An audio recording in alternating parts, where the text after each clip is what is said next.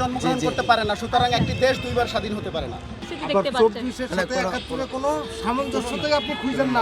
আপনাদের লোক আমি সামঞ্জস্য খুঁজছি না, আমি দৌড়ে এসে আপনাদের দাবার দেওয়ার জন্য আপনি যেভাবে বলতেছেন আপনারা বুঝতেছেন না। আপনি আমাকে প্রশ্ন হ্যাঁ আমি বলি, হ্যাঁ একটা পথ পরিবর্তন দাঁড়ান, এই ভাই, ভাই। সেক্ষেত্রে হচ্ছে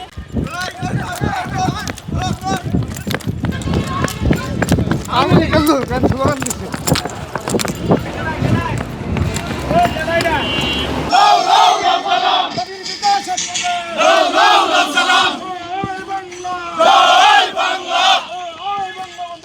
মানে স্লোগান দিয়েছে জয় বাংলা জয় বঙ্গবন্ধু এবং অ্যাকশন ডাইরেক্ট অ্যাকশন।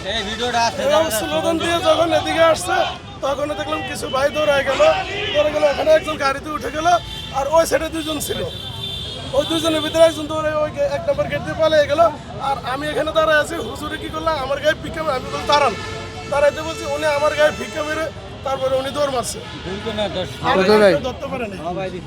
আচ্ছা কাউকে পরে যা দৌড়ে গেছে তারা কি কাউকে ধরতে পেরেছে? না কাউকে পালিয়ে গেছে, ওরা 30 জন ছিল।